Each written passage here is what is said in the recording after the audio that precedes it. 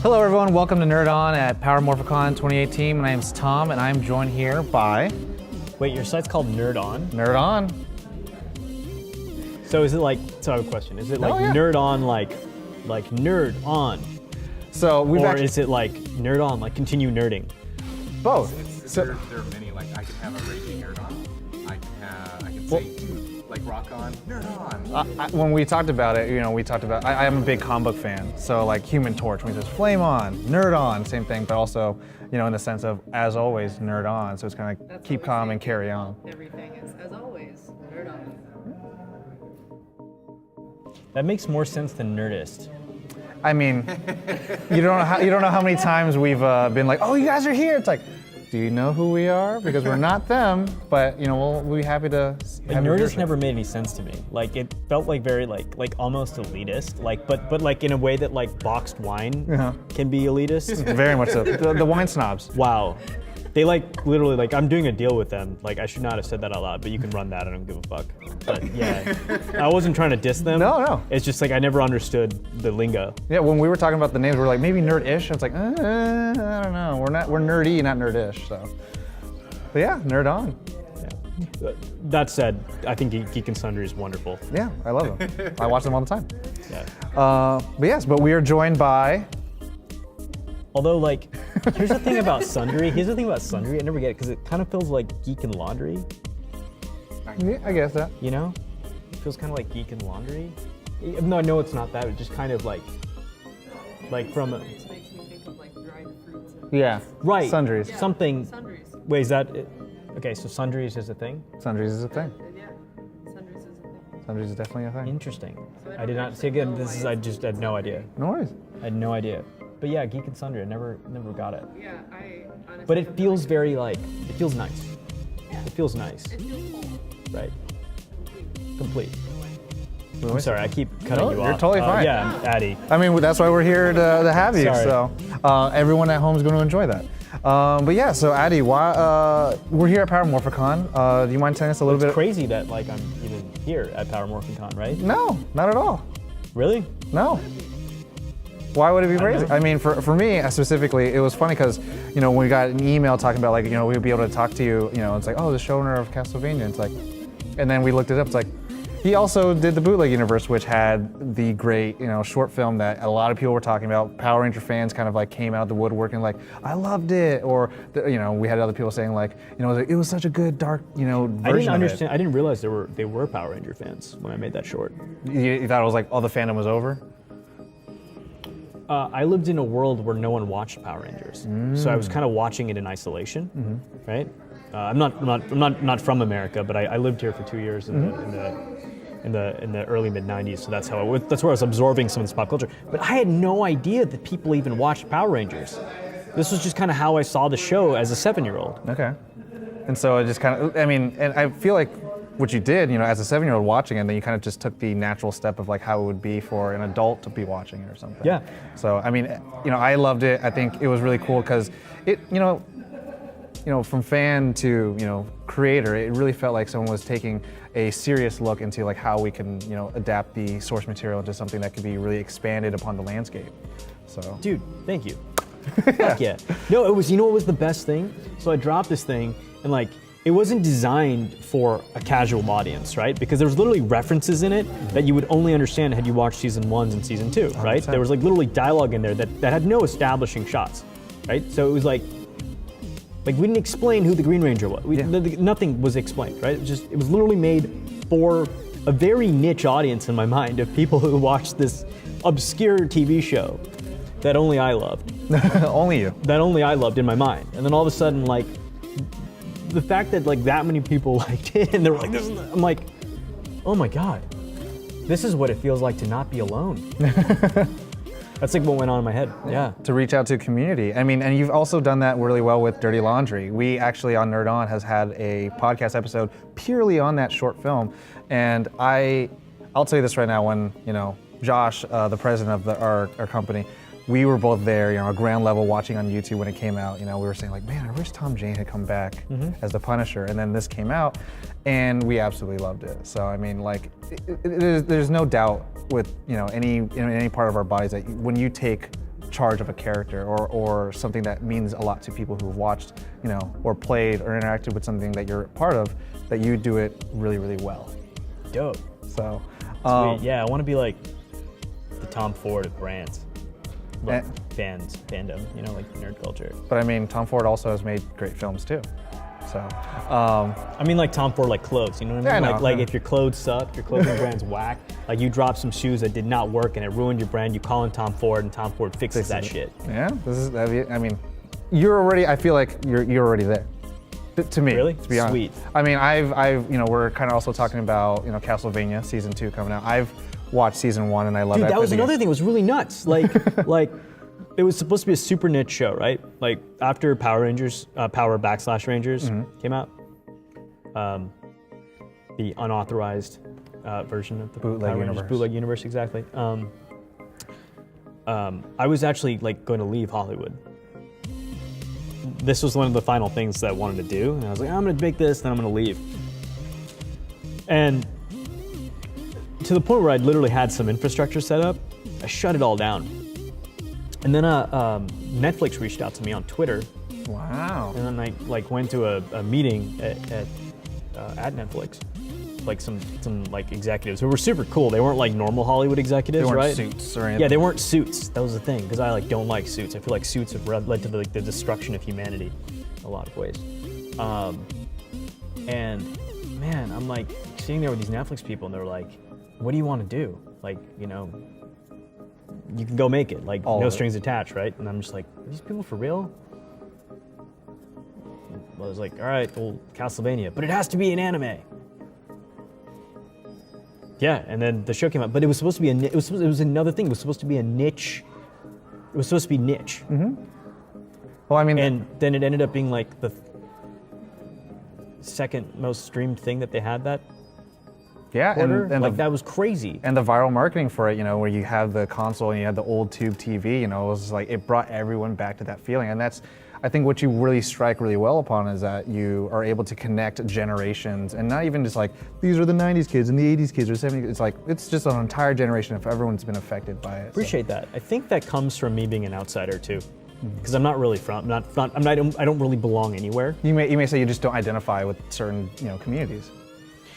or even cultures. Because I was born in India, moved to Hong Kong, then grew up in China for a bit, then Singapore. Family in the Middle East as well, like Mixed bag of everything. yeah. And then I moved to America. I immigrated here by myself when I was 16, Wow. and then Crazy. really to engage with American culture because I wanted to like be an artist, and it's like hard to be an artist anywhere else because it just is. Yeah.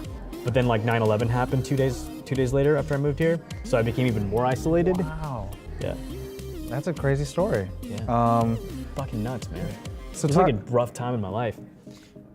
I don't Yeah, know. and then then I went to a new school, right, where like I'm the only one who looks like me, and literally like a dude on TV who doesn't look like me, but in my head he looks like me, and you end up being your own worst enemy. So it made me isolated from like the kids at that school. And it was really rough because you moved there, as a junior in high school. It's fucking rough. And I literally held resentment towards this whole school, this institution, until May of this year. Yeah, it was May, top of May. It was our 15-year reunion in high school, and they like invited me to speak at the school.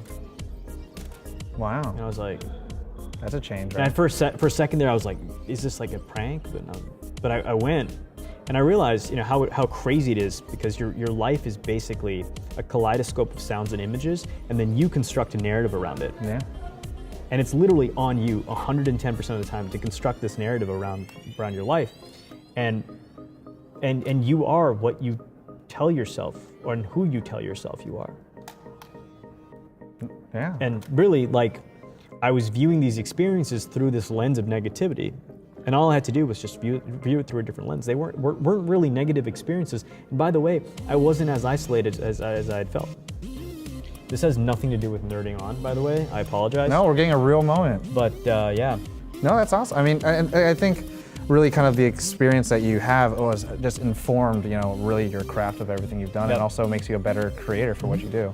So I think it was that moment, absolutely, right? That isolation. And the other thing that was like a origin story defining key moment was I then went to university in Chicago, went to Northwestern, a really good school. I go there having the best time ever now, right? Because it's like everyone's new. I'm no longer just kind of like the guy who moved there from somewhere else and the outcast. Everyone's fucking new. And I had a ton of friends. It was just very like great social life. And then all of a sudden I stopped feeling well. I started feeling a little sick. Then I got misdiagnosed with cancer Oh, wow. as a freshman. It was fucking crazy. And for like a whole month I thought I had cancer. And it was traumatizing for me, even more traumatizing for my parents. Yeah. And like I withdrew from school. I'd been booked for chemo, and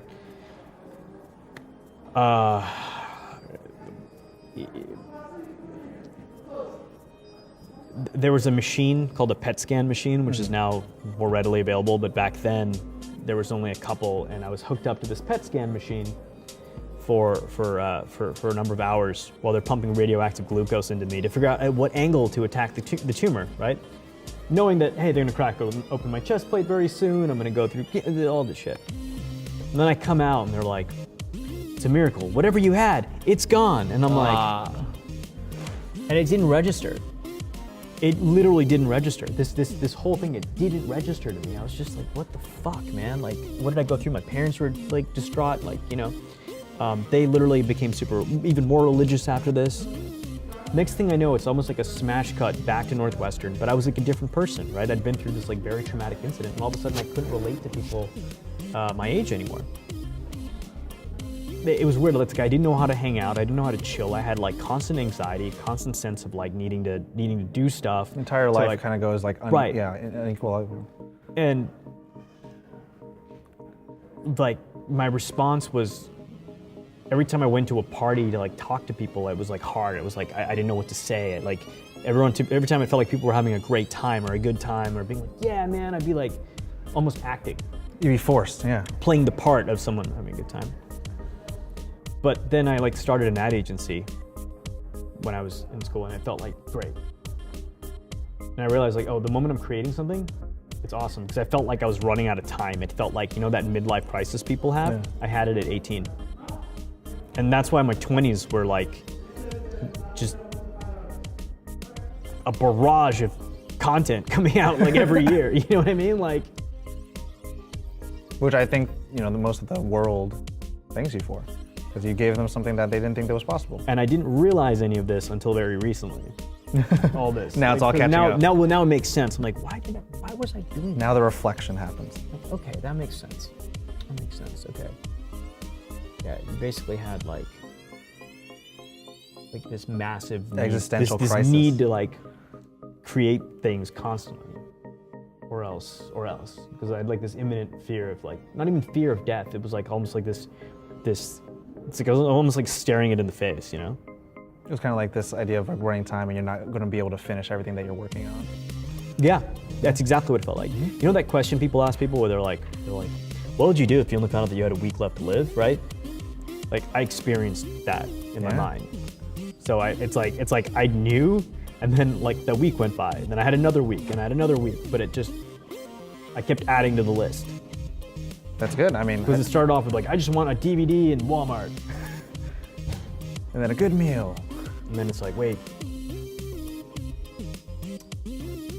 Okay, so the DVD's in Walmart. Okay, now I want movie in theaters. Whatever it was. But it wasn't ever like a goal-oriented thing like that, the way I said that more like in a joking way. Mm-hmm. It was more about like, there were stories that I needed to tell, things I needed to express. And sometimes it wasn't even a full-blown story. Sometimes it was more of like an aesthetic. Yeah. Yeah. What's up? Oh, you back there? Yeah. Oh, okay, cool. What's up? Woohoo! Yo. Oh, you're in the interview right now? Yeah. Oh, my bad. You should pop in. Okay, yeah. Boom. What's up? Hey, how you doing? This is my homie.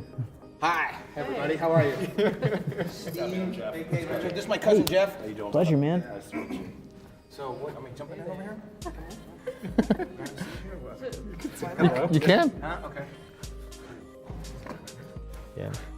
And we're also joined by. Steve Cardenas, aka Rocky the Red Power Ranger from Mighty Morphin Power Rangers. Nice. So this is a little 2-for-1 kind of deal. Yeah, sure. We were talking a little bit about Castlevania, but I guess we could talk a little bit about how PowerMorphicon's been going on so far. For the past 2 days.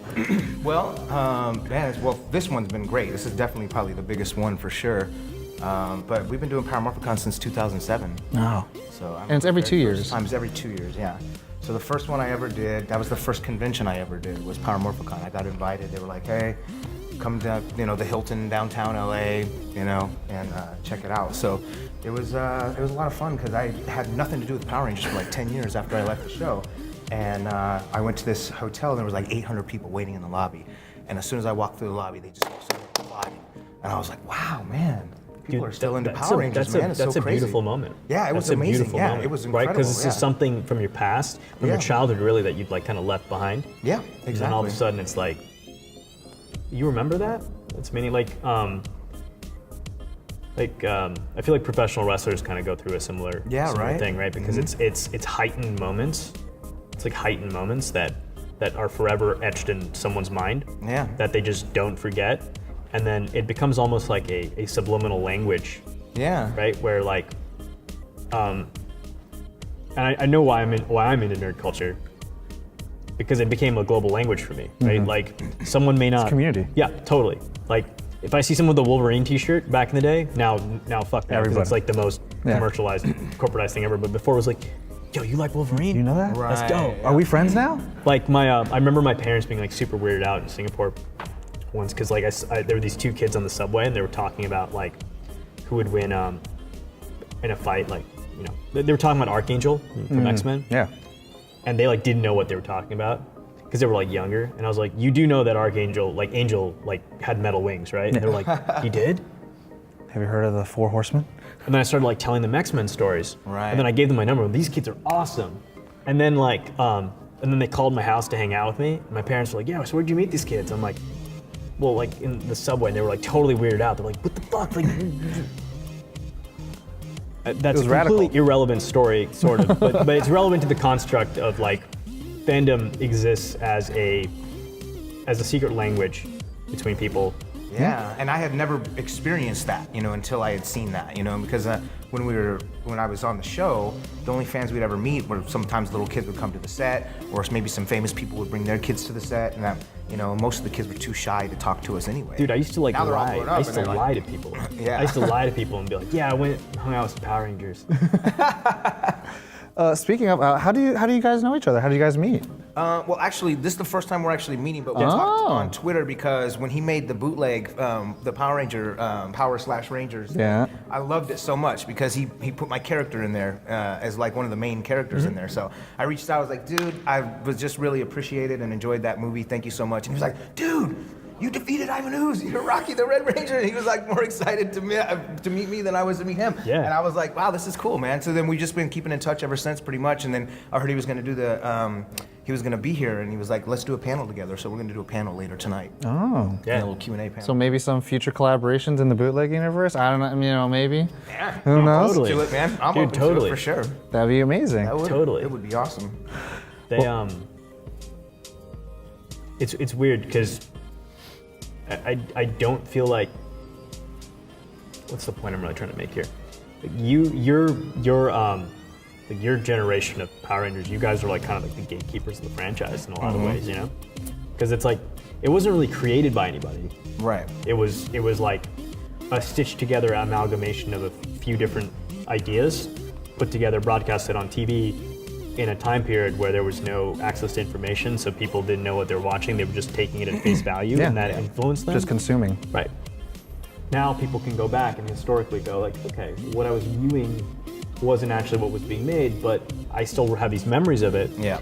And now it's been corporatized into that thing, so it's now real. Right. But you guys are the faces of it.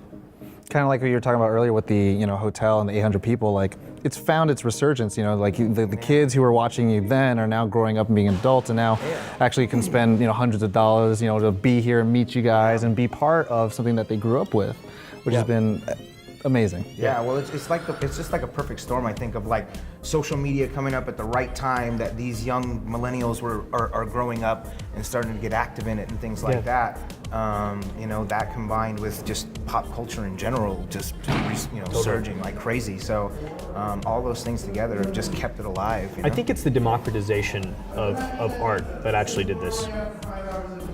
Because the reason I was telling these guys earlier, I made that short in a vacuum. I didn't think anyone watched Power Rangers. So wrong, right? So I had no idea. I had no idea, right?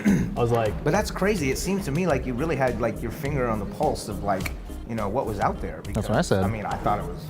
because it's how I viewed. It's just how I viewed the show as a 7-year-old, right? But what was super crazy was,